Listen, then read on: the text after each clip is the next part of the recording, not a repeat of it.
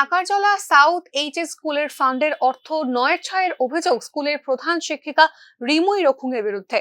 বিদ্যালয়ের সমস্ত অভিভাবকরা ক্ষুব্ধ হয়ে সোমবার স্কুলের মূল ফটকে তালা ঝুলিয়ে প্রতিবাদ করেন। অভিভাবকরা অভিযোগ করেন স্কুলের মিড ডে মিল ছাত্রছাত্রীদের ঠিক মতন দেওয়া হয় না, এমনকি স্কুলের এসএমসি কমিটিতে থাকা সদস্যদের কোনো বিষয়ে অবগত করা হয় না। স্কুলে ফান্ডিং এর সমস্ত কিছুই গায়েব করে নিচ্ছেন স্কুলের প্রধান শিক্ষিকা সহ পেছনে থাকা শাসক দলের নামধারী কিছু শিক্ষকরা। সঠিক মতো স্কুল পরিচালনা করা হচ্ছে না, তাই স্কুলের শিক্ষা ব্যবস্থা লাটে উঠেছে। মেন উদ্দেশ্য হয়েছিল ওই এখানে হেডমিস্ট্রি থেকে এখানে আমরা কমপ্লেন পাচ্ছি। আমরা এখানে স্টুডেন্টের গার্জেন হিসাবে আমরা ওই হেডমিস্ট্রি থেকে আমরা অভিযোগ পাচ্ছি।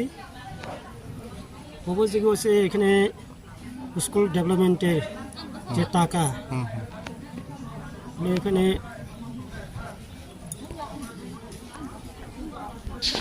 যে টাকা যে স্কুল ডেভেলপমেন্টের যে টাকা ছিল হেডমিস্ট্রিতে টাকাটা মানে নয়শো করছে।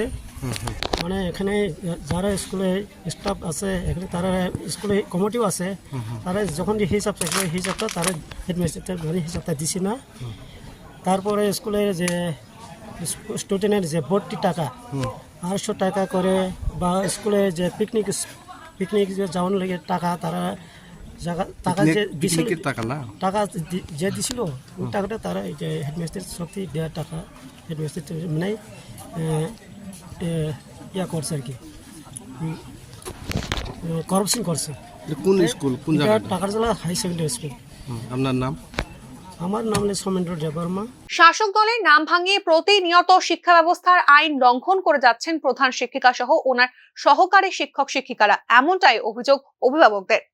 সংশ্লিষ্ট দপ্তর যেন গোটা ঘটনা তদন্ত করে দোষীদের উপযুক্ত শাস্তি প্রদান করেন, এমনটাই দাবি অভিভাবকদের।